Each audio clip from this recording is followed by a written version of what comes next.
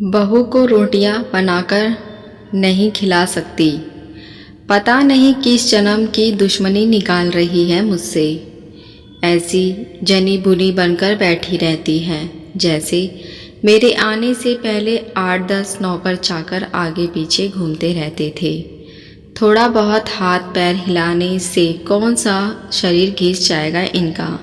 सब कुछ मेरे भरोसे छोड़कर बैठ जाएंगी। बाहर से थक कर आओ और फिर घर में आते ही रसोई में लग जाओ। वंदना खींचते हुए अपना सारा गुस्सा रसोई में बर्तनों पर निकाल रही थी। ऐसा नहीं था कि उसकी सास माला जी को बहू के बड़बड़ाने का भान नहीं था, लेकिन वो भी ठठाई पर थी। बहू की बड़बड़ाहट को एक कान से सुनकर दूसरे कान से निकाल रही थी। वंदना एक पढ़ी लिखी लड़की थी। उसका सपना था कि वह अपने पैरों पर खड़ी होगी। उसने नौकरी के लिए कई जगह आवेदन भी दे रखा था। इस बीच जब उसके लिए अनिकेत का रिश्ता आया तो उसने साफ साफ कह दिया था कि वो शादी किसी शर्त पर करेगी कि शादी के बाद उसे अच्छी नौकरी मिले तो कोई उसे नौकरी करने से नहीं रोकेगा। आखिर इतना पढ़ने लिखने के बाद वो घर पर नहीं बैठ सकती। अनिकेत और उसके घर वालों को इस बात से कोई आपत्ति नहीं थी कि उनकी बहू नौकरी करेगी, इसलिए दोनों तरफ से खुशी खुशी ये रिश्ता हो गया। शादी के कुछ दिन बाद ही वंदना का ज्वाइनिंग लेटर आ गया। जिस दिन वंदना ने अपने ससुराल वालों से कहा था कि वह अब नौकरी करेगी तो उसकी सास माला जी ने सारे परिवार के सामने कह दिया था, बहू नौकरी करे इससे मुझे कोई आपत्ति नहीं है। मैं ये भी नहीं कहूँगी कि वो पहले सारे घर का काम करे फिर नौकरी पर जाए, लेकिन मैं भी अब पहले की तरह पूरा घर नहीं संभाल सकती। मुझे सब कुछ मंजूर है, लेकिन मुझसे ये उम्मीद मत रखना कि मैं बहू को रोटी बनाकर खिलाऊंगी। मुझे पता है कि अगर मैं एक बार इस भंवर में फंस गई तो जिंदगी भर नहीं निकल पाऊंगी। उस वक्त सबको माला जी की बातें सुनकर हैरानी तो हुई थी। उसके पति ने तो ये भी कहा कि मुझे नहीं पता था कि मेरी सीधी सरल पत्नी भी सास बनते ही अपना रूप बदल देगी, लेकिन इन सब बातों का माला जी पर कोई असर नहीं हुआ। वो तो अपनी जिद पर अड़ी थी। खैर वंदना को तो नौकरी करनी ही थी। वहीं उसके पति और ससुर जी ने भी नौकरी की इजाज़त दे दी थी, तो वो भी कहाँ रुकने वाली थी। इस समस्या का ये हल निकाला गया कि घर के कामों के लिए एक कामवाली और खाना बनाने के लिए एक कुक रख ली गई।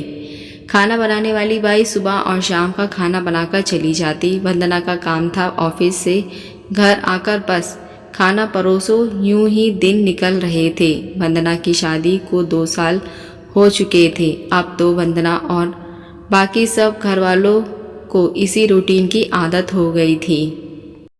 लेकिन मुश्किल तब होती थी जब कभी खाना बनाने वाली बाई छुट्टी ले लेती थी। ऐसा ही कुछ इन 2 दिनों में ही हो रहा था। जिस दिन से वंदना खिंची हुई थी, ऑफिस से आकर रोटी बनाना उसे बहुत बड़ा बोझ लगता था। वैसे तो माला जी इन दिनों में सब्जियां काट कर बना देती थी, लेकिन बहू के ऑफिस से आने के बाद रसोई में झांकती भी नहीं थी। उस समय वंदना को अपनी बैठी हुई सास बहुत चुभती थी। वो बड़बड़ाती रहती और रोटियां बनाती रहती।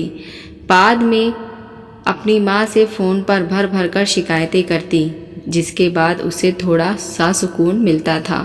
कुछ दिन बाद वंदना के भाई की शादी भी तय हो गई। वंदना की होने वाली भाभी भी नौकरी पेशा थी। वंदना की माँ ने सगाई के वक्त ही खुश होते हुए गर्व से कह दिया, भाई मैं तो और सासों की तरह नहीं हूँ जो बहू के आने पर हाथ धर कर बैठ जाऊँ। जब अभी तक पूरा घर संभालती रही तो अब क्यों नहीं मेरी बहू को मेरी तरह से पूरी छूट रहेगी।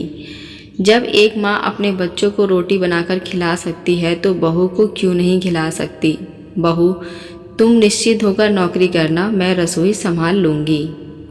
वंदना की माँ के उच्च विचार सुनकर उसकी होने वाली भाभी का पूरा परिवार और खुद वंदना भी गदगद हो गई। वाह माँ, आप कितने बड़े दिल की हैं। काश मेरी सास भी आपकी तरह होती, लेकिन मेरी किस्मत में ये सुख कहाँ। मेरी सास को तो बस हुक्म चलाना आता है। मुझे गर्व है कि मेरी माँ इतने खुले विचार की है। अपनी चिड़चिड़ाहट निकालते हुए वंदना बोली। कुछ दिनों में ही वंदना के भाई की शादी हो गई और कुछ ही दिनों बाद वंदना की भाभी ने अपनी नौकरी ज्वाइन कर ली। वंदना की माँ भी अपनी बहू को हथेलियों पर रखती थी। सुबह उसका नाश्ता, टिफ़िन, फिर रात का खाना भी तैयार रखती। अपने हाथों से परोसकर सबको खाना खिलाती। उनकी बहू भी मम्मी जी करती हुई अपनी पसंद नापसंद बताती रहती थी। जिस दिन वंदना की माँ बड़े चाव से पूरा करने में लगी रहती थी। खुशी खुशी दिन बीत रहे, लेकिन ये प्रक्रिया धीरे धीरे अब उदासीनता में बदल रही थी। वंदना की भाभी को अब कुछ भी ना करने की आदत पड़ गई थी। एक दिन जब वंदना फ़ोन पर अपनी माँ से बात कर रही थी तो उसकी माँ बस रो पड़ी। बेटा, मैं कितना करती हूँ तेरी भाभी के लिए, फिर भी उसे मेरी कद्र नहीं। अरे मेरी दी हुई छूट अब मुझ पर ही भारी पड़ने लगी है। क्या हुआ माँ, आप ऐसे क्यों बोल रही हैं? आप तो भाभी का मुझसे भी ज़्यादा ध्यान रखती हैं। क्या भाभी ने आपसे कुछ कहा है? वंदना बेचैन होती हुई पूछने लगी। कुछ क्या बेटा, अब तो सब कुछ वो मुझसे ही कहती है। ऑफिस से आने के बाद एक गिलास पानी के लिए भी मुझे आवाज़ देती है। नाश्ते में थोड़ी देर हो जाए तो मदद करवाने की बजाय गुस्सा होकर यूं ही बिना खाए चली जाती है। आखिर मेरा भी कुछ आत्मसम्मान है या नहीं?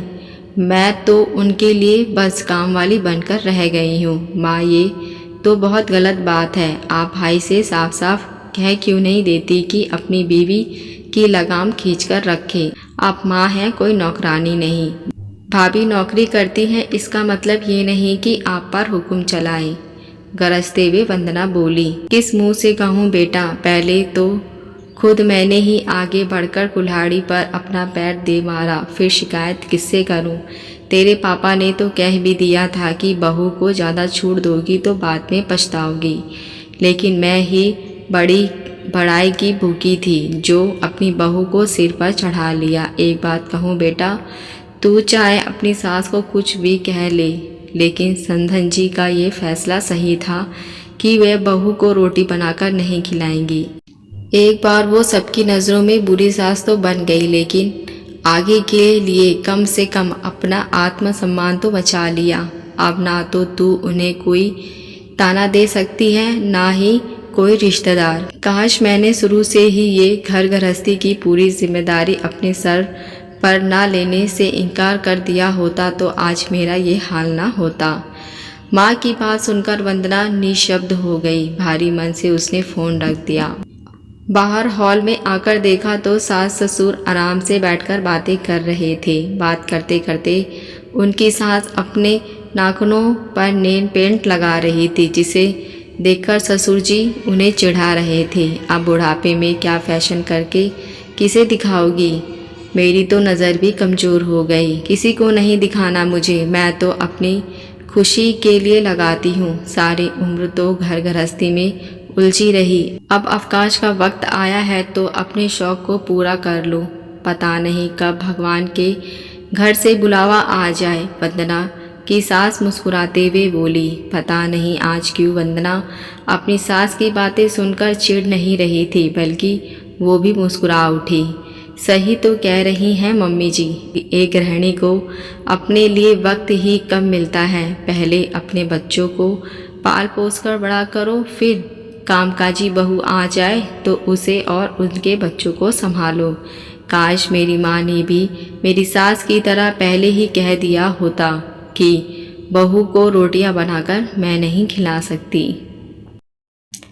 आशा करती हुई कहानी आपको पसंद आई हो। इसमें आपकी क्या राय है मुझे एक बार कमेंट करके ज़रूर बताएं। अगर आप हमारे चैनल पर नए हैं तो मेरे चैनल को सब्सक्राइब, लाइक, शेयर ज़रूर करें। अब मिलते नई कहानी के साथ। देखने और सुनने के लिए धन्यवाद।